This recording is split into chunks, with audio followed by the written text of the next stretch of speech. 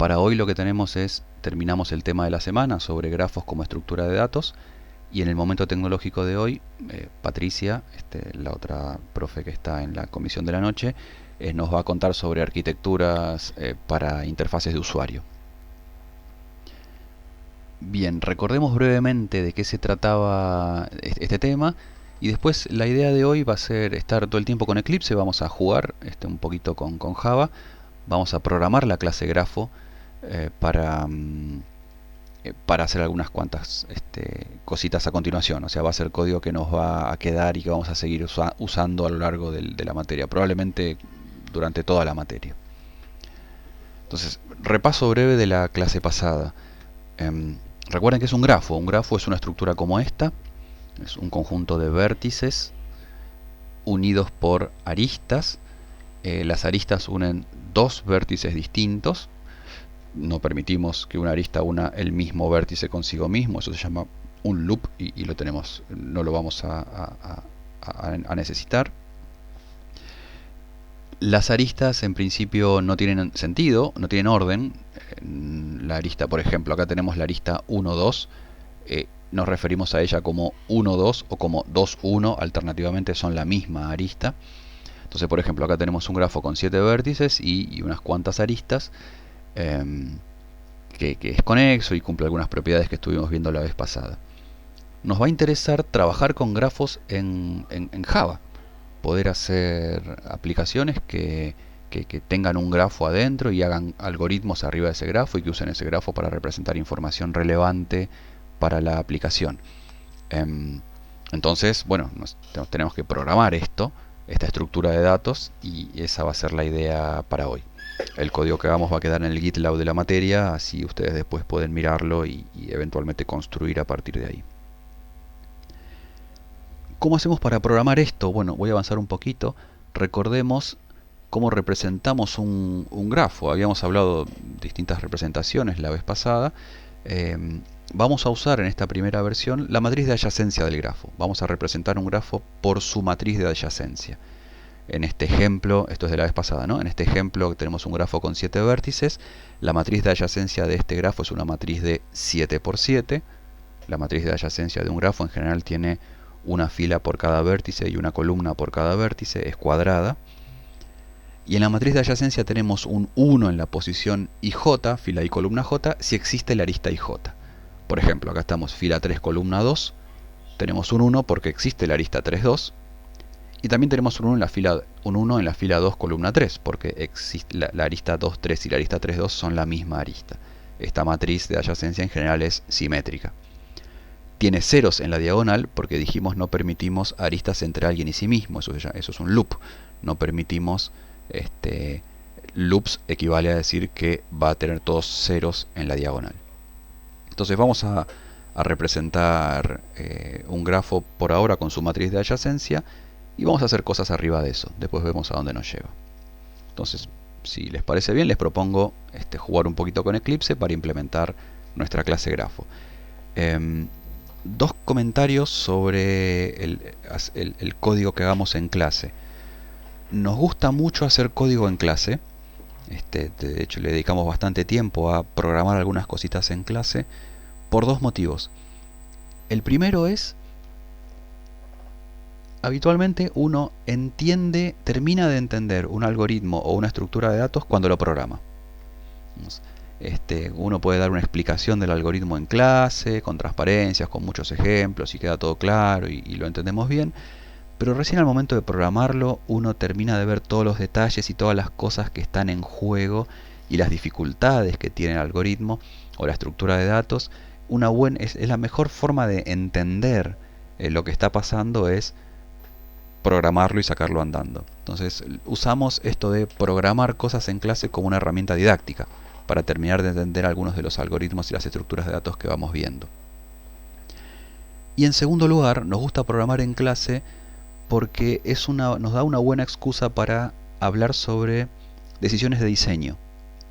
Es muy habitual que uno, cuando está haciendo proyectos a partir de cierta envergadura, tenga más de una opción para hacer las cosas.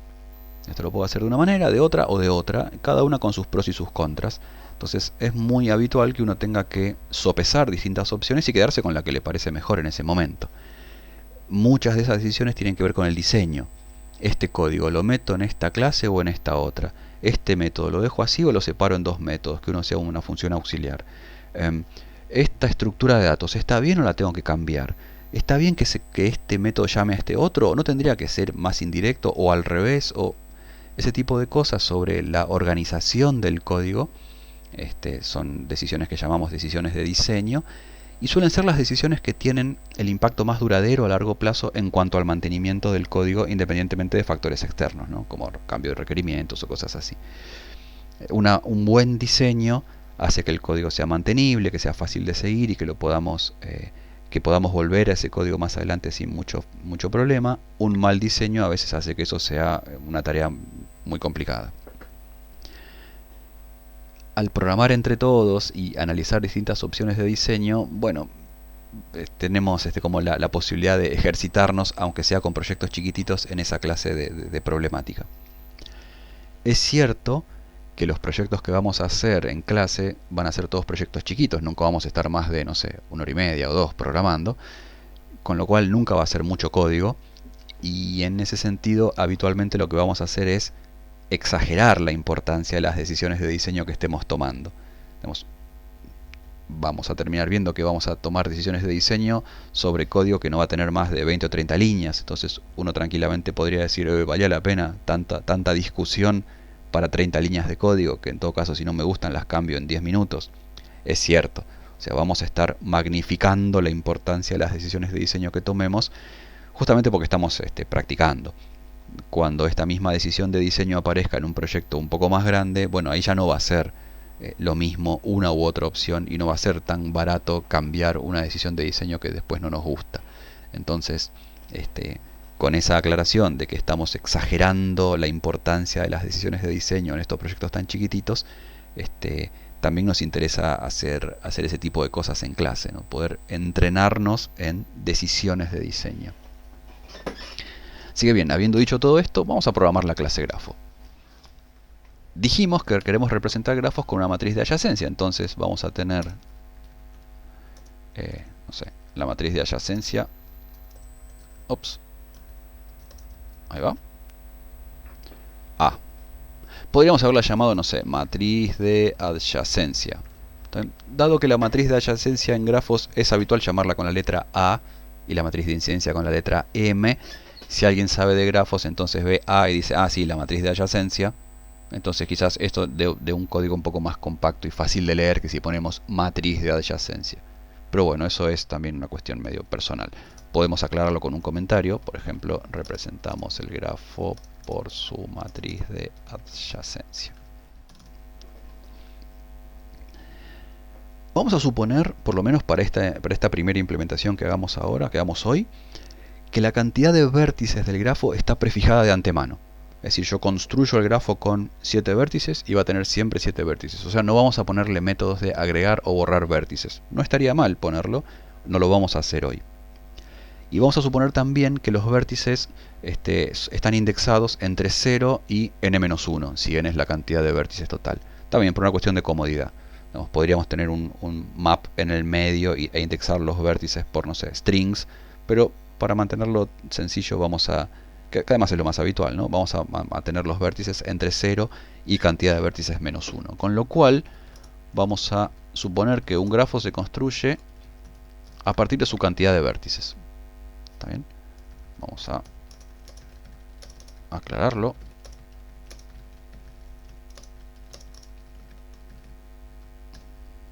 ¿Sí? Y vamos a suponer que el constructor genera un grafo con todos los vértices aislados. O sea, un grafo con, no sé, 7 vértices, pero ninguna arista. Eso equivale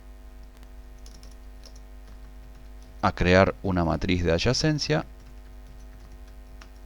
con todos falsos, que es exactamente lo que hace ese new.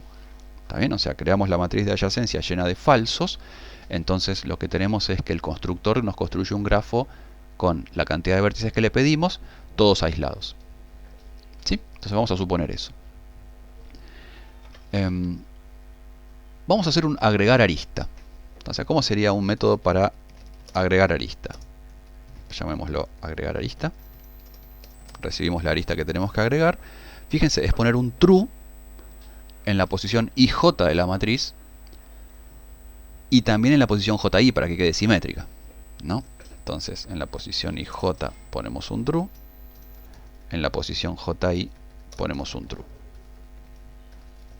¿Está bien? Si quieren ponemos un comentario ahí.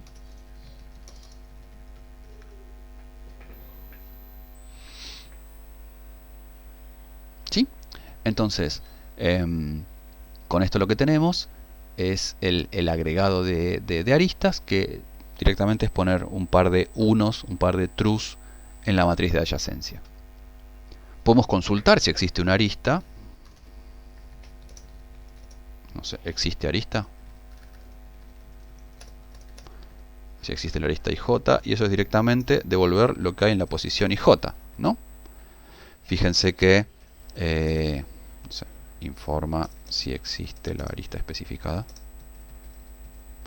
Fíjense que en la posición, en cualquier posición de la matriz, eso ya hay un booleano, con lo cual esto ya es el booleano que yo necesito.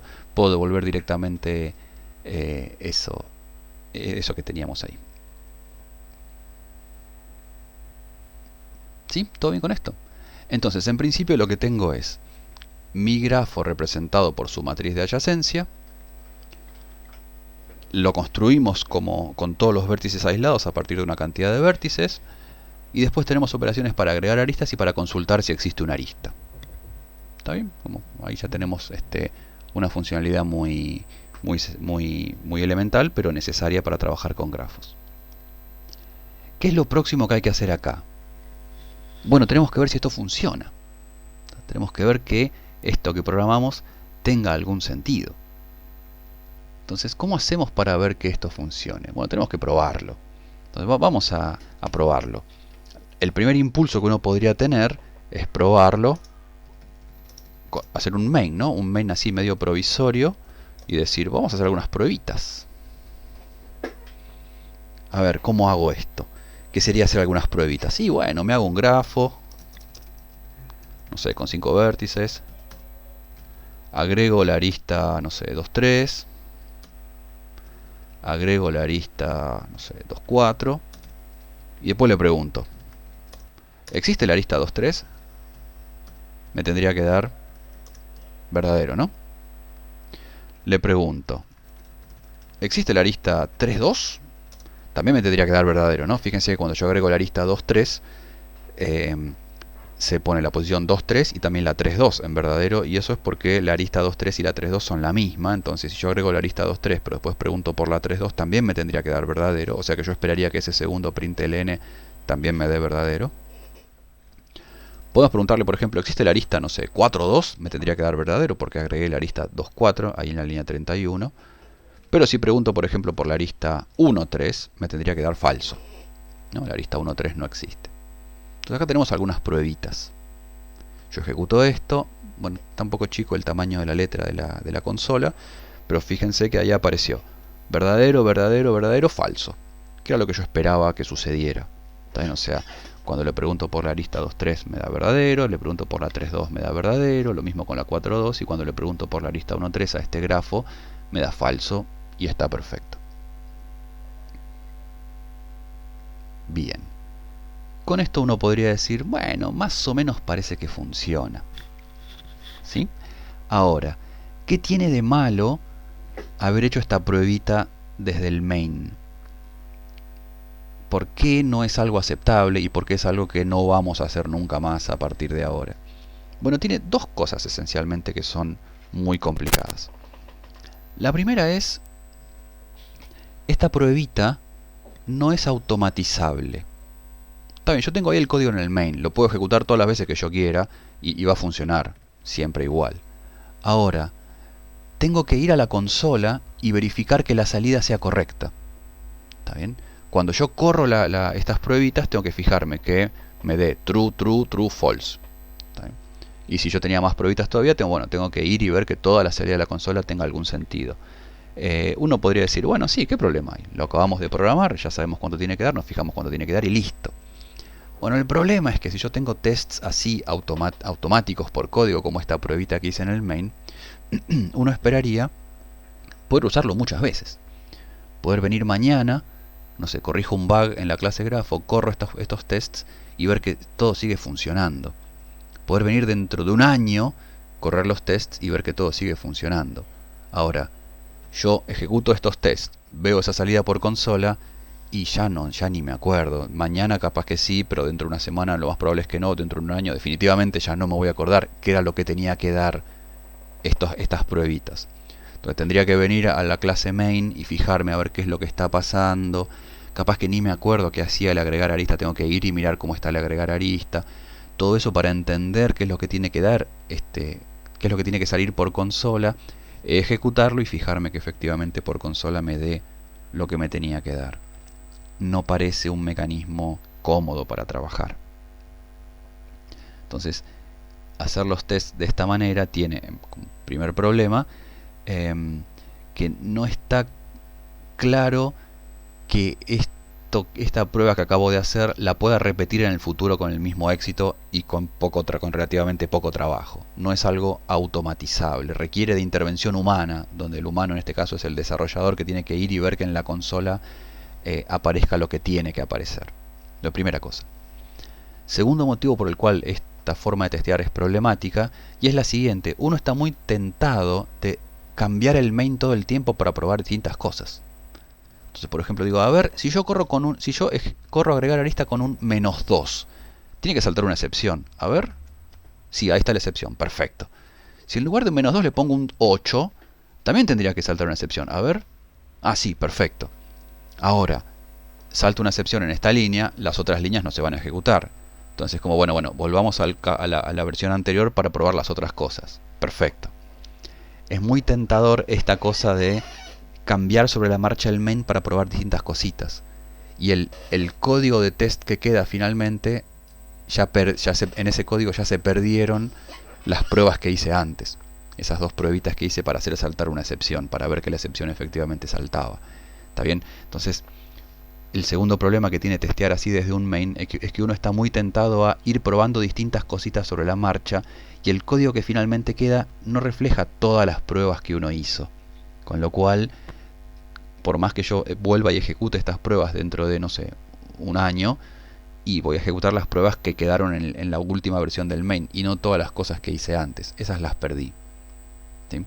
Entonces, no es bueno testear así, por código en un main tirando resultado a consola. Vamos a borrar esto porque no nos sirve para nada. Entonces, ¿cómo se testea? ¿Cómo hago para hacer tests que cumplan las propiedades o que resuelvan los dos problemas que teníamos recién? Esto es, que sean automatizables y que testeen toda la funcionalidad, o que por lo menos no se pierdan tests que hice en algún momento porque cambié el código que hace los tests. Bueno, hay más de una manera de hacerlo. El mecanismo más popular para testear código automáticamente es por medio, por lo menos a nivel de unidades individuales de código ya hecho por desarrolladores, es a través de tests de unidad, o tests unitarios, en inglés unit tests. Hicieron algunas cositas de esto relacionado con tests de unidad en programación 2. Quizás algunos les hayan pasado tests que tenían que pasar, que el trabajo práctico tenía que pasar, y después ustedes se encargaban de que el trabajo práctico efectivamente pasara esos tests. Bueno, acá vamos a hacer nosotros nuestros propios tests. No nos da un tercero o un profesor o el cliente, no nos dan los tests que hay que pasar, sino que los vamos a hacer nosotros mismos. Estoy programando la clase grafo, bueno, a ver qué tiene que hacer esa clase grafo, cómo se tiene que comportar, y hago tests que reflejen esa funcionalidad. Entonces la idea es, nosotros mismos desarrolladores hacemos nuestros casos de test para verificar que toda la funcionalidad que se supone que teníamos que haber implementado, que efectivamente la hayamos implementado y que se esté portando bien, que esté funcionando.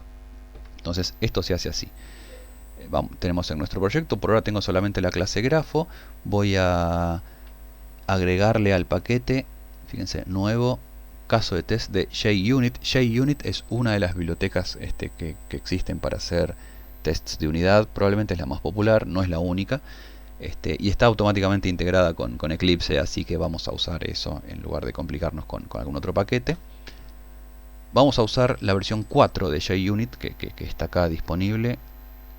Usamos esta porque es la que está en los laboratorios de la universidad, de manera que este código pueda funcionar sin problemas en los laboratorios de la universidad. Nos pide un nombre para esta suite de test, vamos a ponerle GrafoTest. Terminar. Me dice, mira, necesitas la biblioteca JUnit 4, no está en tu proyecto, la agrega solito. Y entonces, como resultado de esto, lo que tenemos es la clase grafo y en el mismo paquete la clase GrafoTest. Entonces, con esto lo que tenemos es un lugar donde escribir como mínimo un caso de test, ¿no? Acá tenemos que lo que hacíamos recién en el main, la idea es ponerlo acá. Y esto va a ser un caso de test. Un comentario sobre la estructura, a pesar de que este es un proyecto muy chiquitito, ya va a manifestarse y vamos a hablar sobre esto con cuidado la semana que viene. El código de test es código que está junto con nuestro proyecto, entonces va a estar en clases o con cierta organización. Lo habitual es que el código de test esté estructurado de acuerdo con la funcionalidad de nuestro proyecto. Digamos, tengo la clase grafo y al lado está la clase GrafoTest, donde vamos a poner algunos tests sobre la clase grafo. Ahora, eso no es obligatorio, no es que tengo que tener una clase de test por cada clase de negocio que yo tenga. En realidad tengo que tener una clase de test por cada módulo de funcionalidad. La estructura de los casos de test tiene que reflejar la estructura de la funcionalidad de mi sistema y no la estructura de clases de mi sistema. Vamos a hablar sobre eso la semana que viene con más cuidado. Por ahora esto nos alcanza. Entonces bien, acá en nuestro caso de test vamos a poner las pruebitas que estábamos haciendo. A ver, me genero un grafo, lo mismo de hoy. Lo mismo que hicimos en el main. Me genero un grafo con 5 vértices. A ese grafo le hago agregar arista y agrego la arista 2, 3. Y después yo quisiera llamar a existe arista con, no sé, 2, 3. Esto me tiene que dar true. ¿Sí? Bueno, en lugar de sacarlo por consola, vamos a hacer lo siguiente. Assert true, eso. Entonces, con esta línea lo que estamos diciendo es la llamada a grafo.existeArista con parámetros 2, 3 me tiene que dar verdadero. Si da verdadero, todo bien. Si no da verdadero, entonces hay algún problema con ese test. Entonces, corremos esto y efectivamente acá me dice, bueno, mira, corrí un test. Este verde de acá significa que el test anduvo bien. Está en la clase GrafoTest y acá está el detalle, se llama test. Está muy chiquitito, pero ahí hay una tilde sobre fondo verde. Lo que dice es, este test pasó sin problemas. Me dice, este test anduvo. Todos los asserts que había en este test, que es este solo de acá, se cumplieron. O sea, efectivamente lo que está ahí, esta llamada a grafo.existeArista me devolvió lo que tenía que devolver, que es true en este caso. ¿Sí? Entonces uno podría decir, bueno, chequeamos que existiera la arista 2.3, pero también chequeamos que existiera la arista 3.2. Esto también tiene que dar true. Y también chequeamos que no existiera la arista, ya no me acuerdo con cuál probamos, no sé, 1.4. En este caso me tiene que dar falso, así que el assert es assert false. Entonces, esta llamada existeArista tiene que dar verdadero, esta llamada existeArista tiene que dar verdadero, esta llamada existeArista tiene que dar falso. Corremos el caso de test y efectivamente todos los asserts recibieron los valores que esperaban, sigue dando verde, con lo cual parece que está todo bien. Fíjense que ahora estos tests son repetibles porque es cuestión de ver que dé en verde. El test se autoverifica. En lugar de sacar esto por consola, lo que hacemos es se lo pasamos a este método que se encarga de verificar que devuelva lo que tiene que devolver. Si esto devolvía algo equivocado, por ejemplo, supongamos que existe arista devolviera siempre falso. Esto está mal, ¿no? Que devolviera siempre falso. Bueno, yo vengo a correr los tests y me dice, no, che, acá pasó algo. Yo acá esperaba que me diera verdadero y me dio falso. ¿Está bien? O sea, cuando corro el test ya no aparece en verde, aparece un error y los tests que aparecen con error tienen un iconito especial y el test me dice, mira,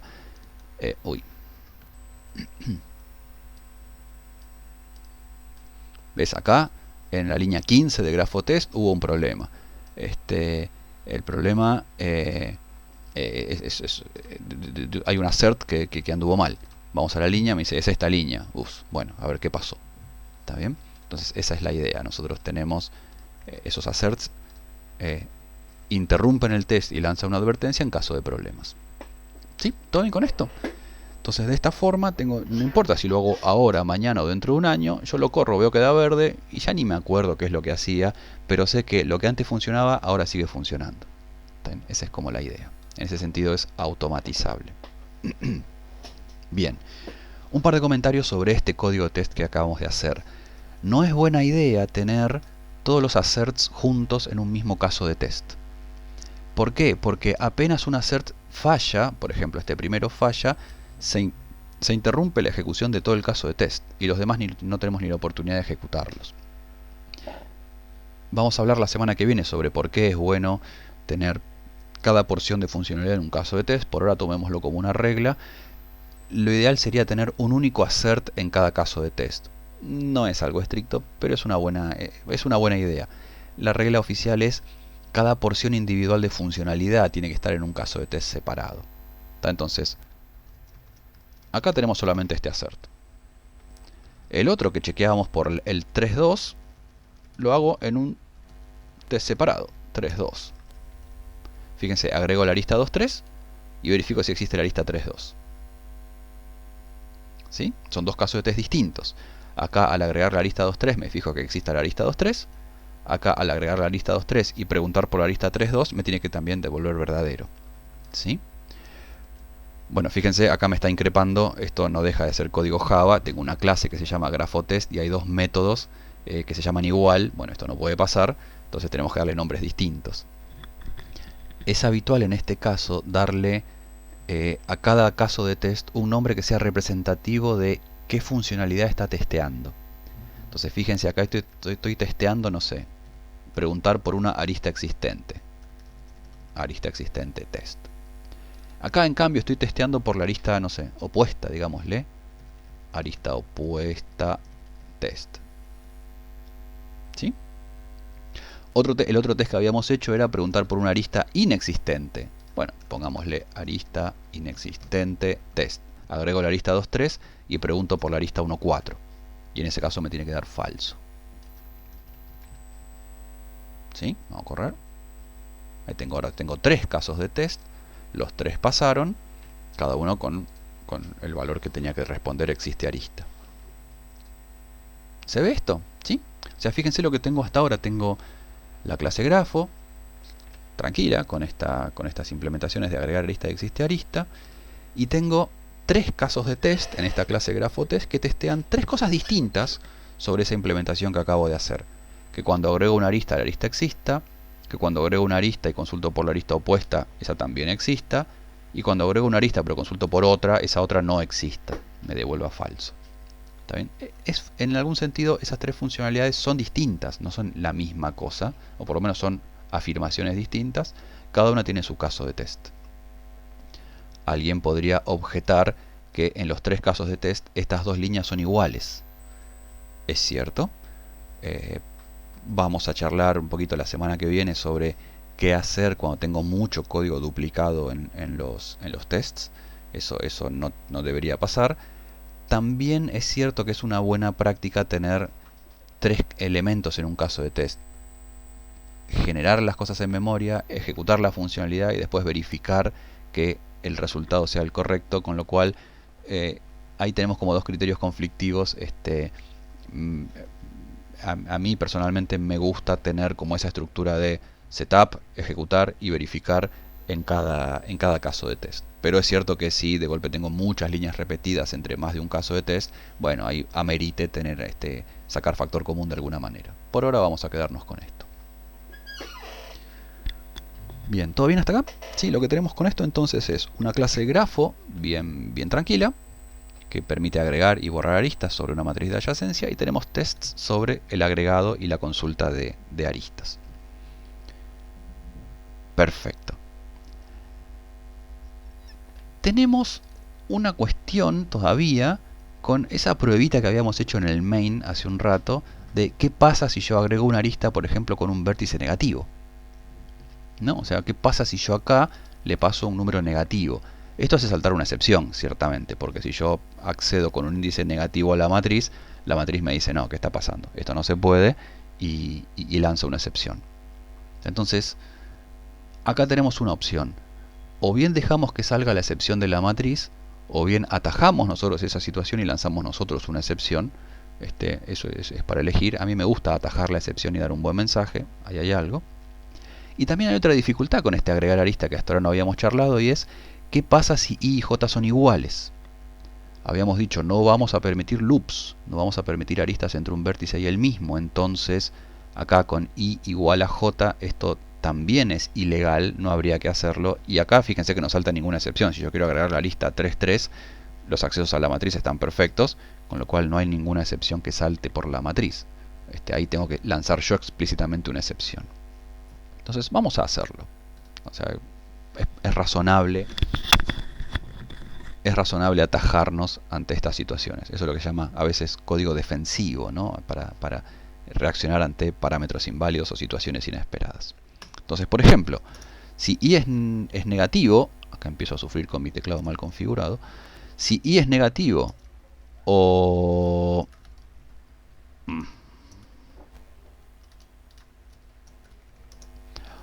i es mayor o igual que la cantidad de vértices, o sea, algo así, i es mayor o igual que la cantidad de vértices, sería a.length. Entonces, eso no puede pasar. O sea, el i no puede ser negativo, y si tengo 5 vértices, no puede ser 5 o más, tiene que estar entre 0 y 4. Entonces acá puedo lanzar una excepción, ¿no?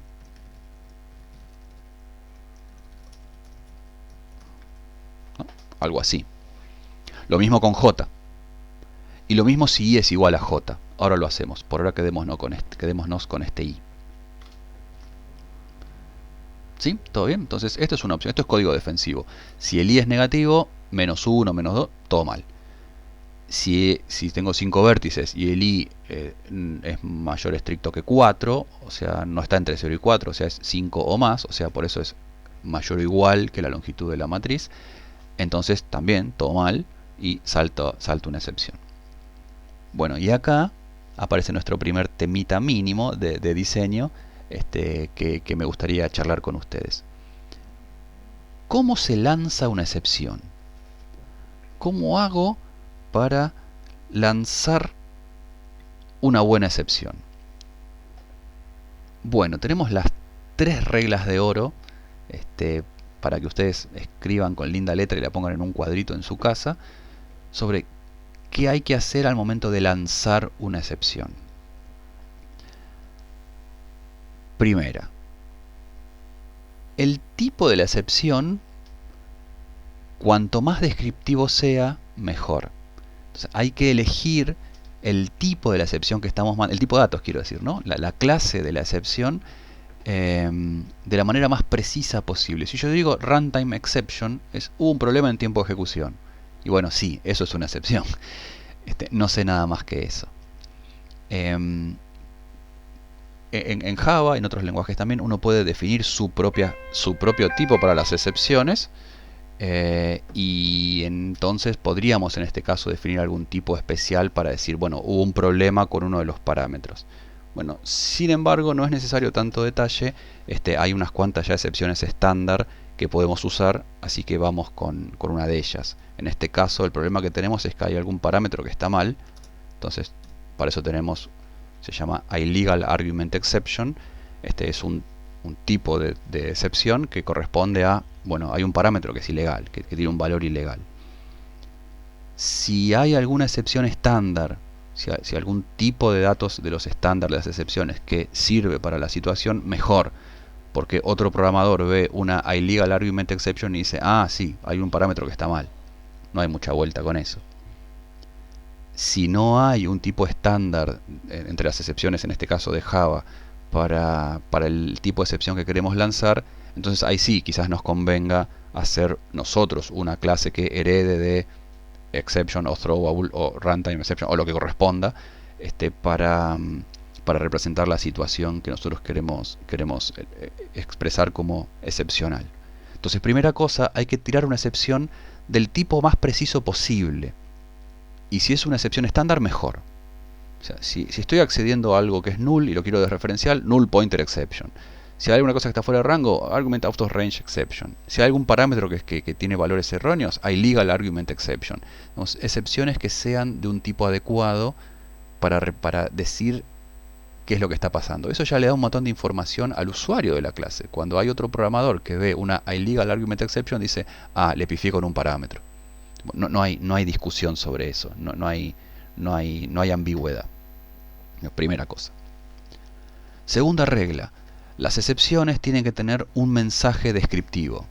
Yo puedo hacer esto, lanzar una illegal argument exception sin nada más. Pero tengo la opción de agregar un string para que después le aparezca cuando salta la excepción. Bueno, mira, pasó tal cosa. Entonces siempre es bueno agregar un mensaje. De hecho, casi todas las clases en Java para lanzar excepciones tienen un constructor que recibe una string, para poder decir justamente un mensaje descriptivo. No solamente con el tipo de datos decimos cosas, sino que también podemos describir la situación con este string. Por ejemplo, se intentó agregar una arista con un vértice inexistente, o vértice inexistente, o alguna cosa similar. Podemos ser más precisos y separar en dos casos, decir, si el vértice es negativo, decir, el vértice no puede ser negativo. Y si no, podemos, en este otro caso, perdón, ahí, decir, el vértice tiene que ser menor estricto que la cantidad de elementos del grafo. O los vértices están entre 0 y n-1. O cantidad de vértices menos 1. O alguna cosa así. O alguna cosa así. Están o deben estar. Mejor. ¿Está bien? Entonces con eso damos más información. No solamente decimos hay un parámetro que está mal, sino que decimos, bueno, mira, este parámetro está mal. Podemos decir el vértice i no puede ser negativo, aunque eso quizás tenga más sentido para nosotros que estamos viendo la implementación de agregar arista y no tanto para el usuario que está usando agregar arista. Pero bueno, ahí es como criterio de describir lo mejor posible la situación problemática, la situación excepcional.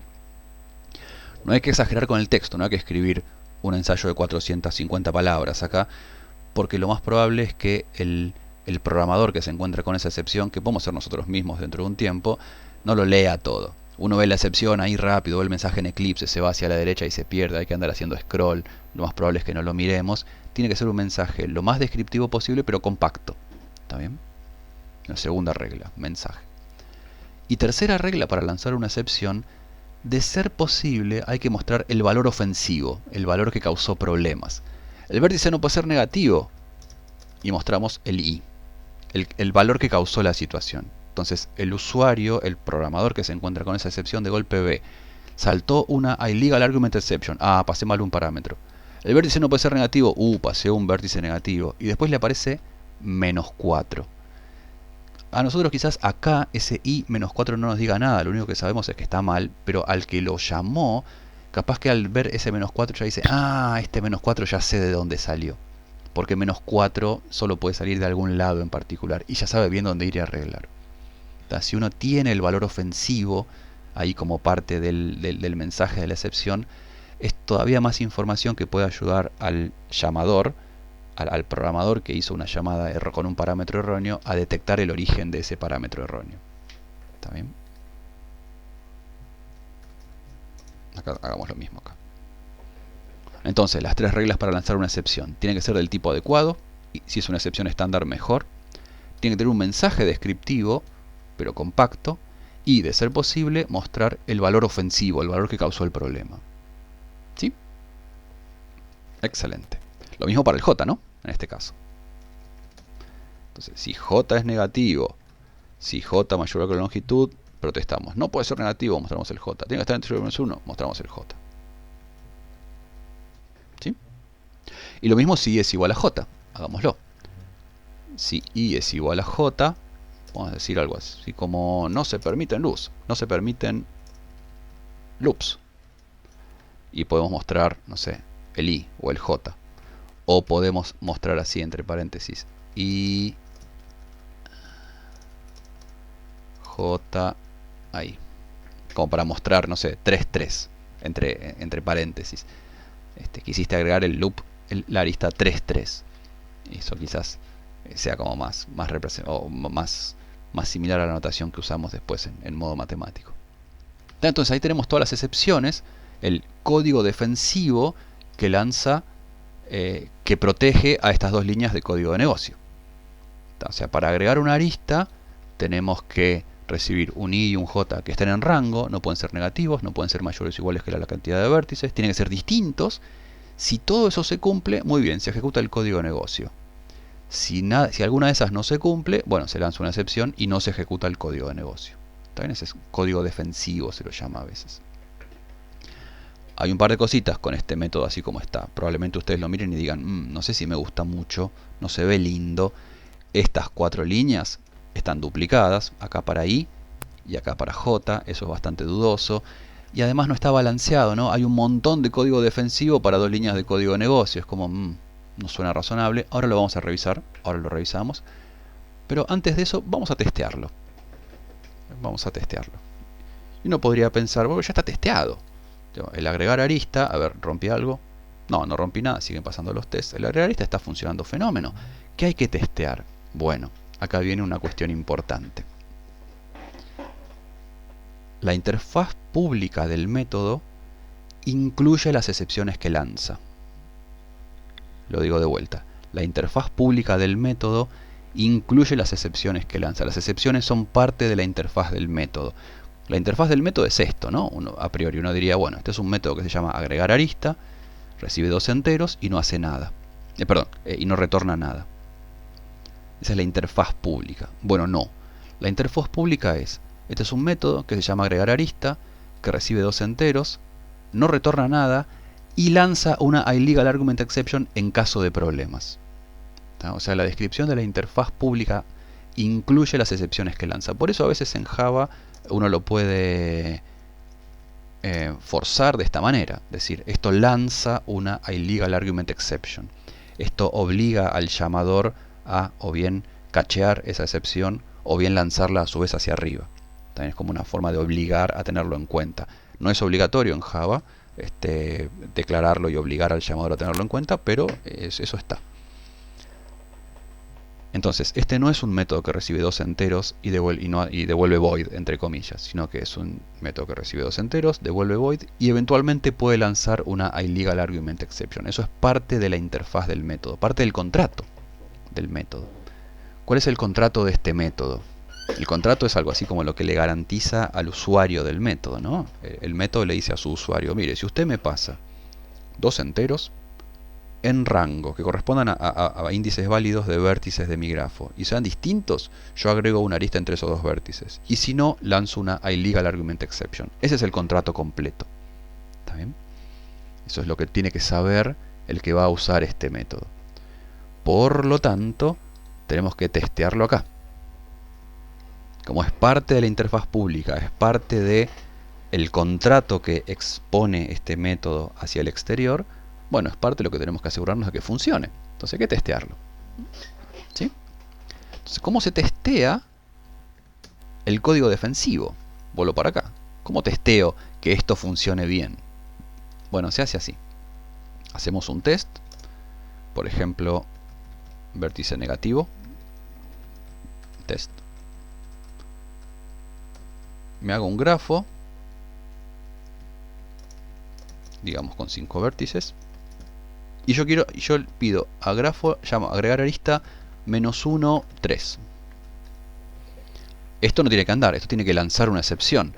De hecho, si yo lo ejecuto, fíjense que efectivamente vértice negativo test me dice, mira, lanzó esta iLegal, bueno, está muy chiquitito, ¿no? Pero lanzó una iLegal Argument Exception, el vértice no puede ser negativo, -1.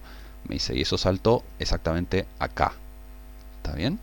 Entonces, efectivamente, saltó una excepción, pero si salta una excepción como parte del test, el test falla. No, fíjense que acá tengo un test con error que es justamente vértice negativo test. Para decirle a JUnit, estoy esperando que salte esa excepción, eso se dice así, expected. Estoy esperando que salte una excepción de este tipo. ¿Está bien? Cuando ejecutes este caso de test, tiene que saltar una excepción de estas. Si salta una excepción de estas, entonces el test anduvo bien. Si no salta una excepción de estas, entonces el test anduvo mal, hay algún problema. ¿Se ve? Entonces uno pone @test y entre paréntesis expected igual y el tipo de el tipo de la excepción que estamos esperando. .class. Entonces en algún lado de este código tiene que saltar esa excepción. Si no salta, el test falla. Fíjense que ahora están los 4 en verde. Efectivamente saltó esa excepción que yo esperaba. Lo mismo si el vértice está excedido. Vértice excedido. Ya vemos excedido a que, no sé, este está bien, pero acá es un 5, esto está mal. No puede haber un 5 ahí, tiene que estar entre 0 y 4. Si yo hago eso, entonces también tiene que saltar una excepción. A ver, efectivamente salta. Ahora tengo 5 casos de test, los 5 en verde. Y fíjense, esto fue para el primer vértice. Necesito lo mismo para el segundo vértice, así que a este lo vamos a llamar primer vértice negativo, primer vértice excedido, y tengamos otros 2 casos de test para el segundo vértice negativo o excedido. Fíjense, segundo vértice negativo, por ejemplo, 2 menos 1. Ups. Y segundo vértice excedido, por ejemplo. Perdón, acá estaba el primer vértice excedido y no el segundo. Vamos a hacerlo bien. Ahí está. 5, 2. Ahí está el primer vértice excedido. Es coherente con el nombre. Y ahora segundo vértice negativo o segundo vértice excedido. Tengo 2 casos de test más. Todo funciona. También tengo una excepción que estoy esperando cuando los vértices son iguales. Vértices iguales. O agregado de loops. Agregar loop test. Quiero agregar 2, 2. Ups. Ahí también tiene que salir una excepción. A ver. Muy bien, 8 de 8. Fíjense que agregamos tests todo el tiempo. O sea, agregar un test no es una cosa excepcional que uno hace de vez en cuando, sino que uno agrega tests todo el tiempo. Agregar un test, programar algo y probarlo es algo como parte de la rutina que se hace todo el tiempo, varias veces a lo largo de un ciclo estándar de programación. Muchísimas veces por hora, digamos. Varias veces por hora, muchísimas veces por día. Entonces, muy bien, fíjense los tests que me quedaron entonces. Tengo, si el primer vértice es negativo, salta una excepción. Si el primero está excedido, salta una excepción. Si el segundo vértice es negativo, salta una excepción. Si el segundo está excedido, salta una excepción. Si los vértices son iguales, salta una excepción con agregar arista. Si no, si te agrego la arista 2.3, me preguntás por la 2.3, está. Me preguntás por la 3.2, está. Me preguntás por otra, no está. Fíjense que los tests nos están como guiando sobre cómo funciona agregar arista. Primero nos dicen en qué casos no va a funcionar. Cuál es el dominio de ese método, cuál es el dominio de la función. Los vértices no pueden ser negativos, no pueden ser mayor o igual que la cantidad de vértices del grafo. Tiene que estar entre 0 y n-1. Ah, mira, perfecto. El primero y el segundo. Muy bien. ¿Pueden ser iguales? No, no pueden ser iguales. Si tratas de agregar un loop, explota. Ahora, si cumplís todo eso, si están en rango y son distintos, ahora sí se comporta de esta manera. Cuando agregas la lista 2.3, se agrega la 2.3, pero también se agrega la 3.2. Y no se agrega la 1.4. Cuando agregas la 2.3, la 1.4 todavía no existe. Eso es no solamente un test de que el agregar arista funcione razonablemente bien, sino que también es una descripción de cómo funciona. Vamos a hablar sobre esto la semana que viene. Es hasta documentación sobre la clase grafo escrita en Java. Vamos a usar este ejemplo durante la semana que viene cuando hablemos de testing unitario. Pero fíjense que entonces como resultado de esto lo que nos quedó fue un montón de casos de test. Cada uno apunta a una partecita individual de funcionalidad, a una afirmación individual sobre lo que tiene que hacer la clase grafo. Y entre todos me describen cómo se tiene que comportar la clase grafo. ¿Sí? ¿Todo bien? Bueno, terminemos esta primera partecita con la siguiente observación. Agregar arista no se ve muy bien, ¿no? O sea, este código como mínimo está desbalanceado, ¿no? Fíjense que hay un montón de código defensivo y muy poquito código de negocio. Entonces nos gustaría mínimamente que esté balanceado, que no haya, que no se pierda el poquitín código de negocio en todo este código defensivo. Especialmente teniendo en cuenta que probablemente tengamos que hacer algo parecido con existe arista. Cuando me pregunten si existe una arista, probablemente también tenga que protestar si es negativo, si está excedido, si j es negativo, si j está excedido. Si son iguales lo podemos charlar, pero eso seguramente lo tenga que hacer. Entonces, hagámoslo. Uy, no, perdón, borrar no. Copiar. O sea, no vale preguntar por la arista menos 1, 4 o por 1, 24. A ver si esto sigue funcionando. Sí, no rompí nada. Fenómeno. Ahora también tengo que hacer esto en existe arista. Y esto ya se empieza a poner turbio, ¿no? Porque fíjense, un montón de código defensivo y 2 líneas de código de negocio. Existe arista. Un montón de código defensivo, muy parecido al anterior además, y una línea de código de negocio. Esto está muy desbalanceado. A pesar de que hay un montón de validaciones que están repetidas, está muy desbalanceado. O sea, no está bueno que tanto código de negocio, que tan poquito código de negocio esté como perdido en el medio de tanto código defensivo. Entonces estaría bueno balancearlo. No nos vamos a evitar de hacer todas estos chequeos, hay que hacerlos, no vamos a zafar de eso, pero sí podemos organizar un poquito mejor el código. O sea, nos gustaría, por ejemplo, mandarlo a otro lado, esto o alguna cosa así. Fíjense, esto verifica que el índice I corresponde a un vértice legal. Entonces podemos mandar esto a un método. Saben usar refactor, ¿no? Seleccionamos un pedazo de código, botón derecho, refactor, extraer método, extract method. Entonces me dice, estas 4 líneas llévatelas a otro lado. Y vamos a llamarlo, no sé, verificar vértice. Verificar vértice válido. Verificar vértice válido, alguna cosa así, el que quieran. Verificar vértice. Fíjense que lo que hace es, esas 4 líneas me las llevó a otro método que lo llamó verificar vértice. Haremos un comentario.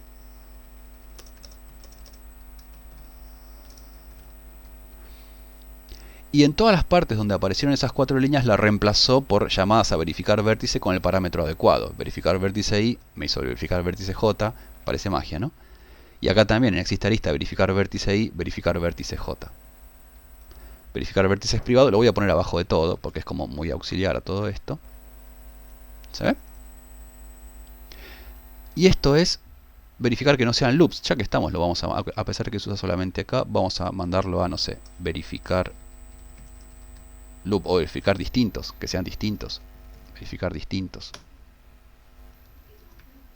Y el verificar distintos es esto.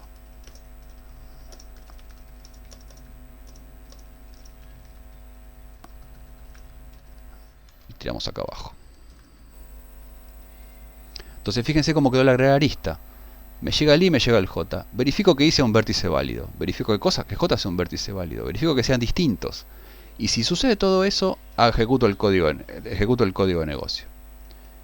Cuando me preguntan si existe una arista, verifico que I sea un vértice válido, lo mismo con J. Y si pasa eso, ejecuto el código de negocio. Fíjense que el sentido es el mismo, el código que se ejecuta es el mismo. La diferencia es que ahora estos métodos están un poquito más balanceados. A pesar, y además, las 4 líneas que implican el verificar vértice aparecen una sola vez y no 4 veces como estaba pasando antes.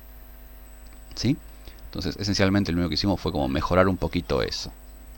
Ahora viene la parte importante, y este es como el punto más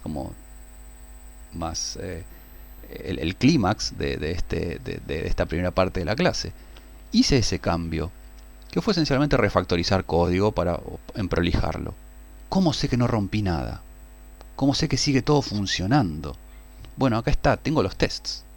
Yo vengo, corro los tests, y si no rompí nada, y si estaba testeando toda la funcionalidad relevante, los tests deberían seguir pasando. ¿Sí? Eso es muy importante, y es como un efecto muy deseable de los tests. Si yo tengo todos los tests que están funcionando, que están chequeando toda la funcionalidad que corresponde, cuando voy y cambio el código de negocio, por ejemplo para emprolijarlo, y eso es un motivo muy válido para ir y cambiar el código de negocio, digo, este código está medio feo, voy a limpiarlo, voy a arreglarlo. Tengo los tests que me funcionan como una red de contención, como una red de seguridad, de que por lo menos todo lo que andaba antes sigue andando. Quizás se escapó algún bug, pero si el bug, los tests lo detectaban y yo lo introduje, bueno, ese test va a saltar. ¿Está bien? No es infalible porque siempre puede ser que mis tests no sean eh, lo suficientemente precisos o que no sean lo suficientemente amplios como para cubrir toda la funcionalidad. Vamos a hablar sobre eso la semana que viene y las otras clases. Pero si los tests lo están testeando, ese bug no se me va a escapar. ¿Está bien? Ya sé que como mínimo lo que antes funcionaba ahora sigue funcionando. ¿Sí? ¿Todo bien con esto? Perfecto, entonces hasta ahora tenemos nuestra clase grafo que tiene agregar arista y consultar si existe arista. Tenemos nuestra clase de test, por lo menos para testear lo que tenemos hasta ahora. Eh, Les propongo que cortemos acá este video para que no se haga muy largo y seguimos en una segunda parte implementando la clase grafos.